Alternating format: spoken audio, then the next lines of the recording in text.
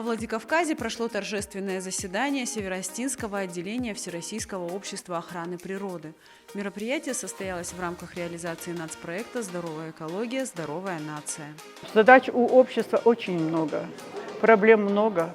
В связи с тем, что все-таки двигаемся вперед, и охрана, и окружающая среда, ее нужно охранять. Потому что в нашу республику, например, и туристы приезжают очень большое количество, и в связи с тем, что все-таки предприятия работают, и они нарушают экологию. Поэтому хочется, чтобы мы все с вами вместе больше уделяли внимание охране окружающей среды. В этом году Всероссийское общество охраны природы отмечает вековой юбилей. В республике уже прошел ряд мероприятий, посвященных этой знаменательной дате. Общество охраны природы известно в республике.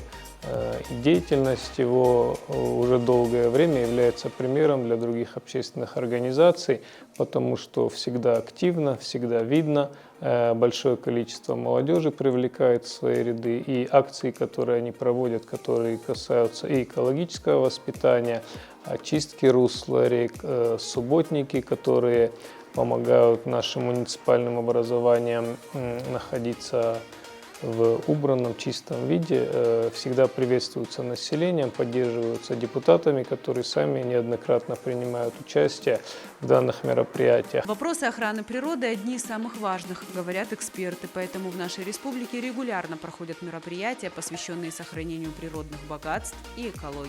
На сегодняшний день общество вместе с природоохранным блоком республики проводит огромную работу.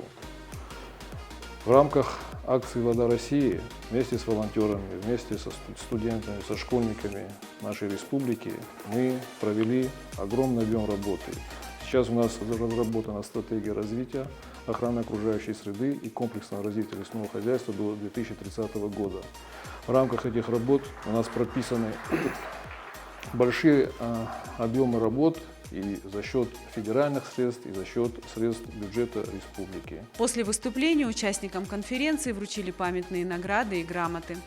Елена Смирнова, Давид Хамицаев, 15-й регион.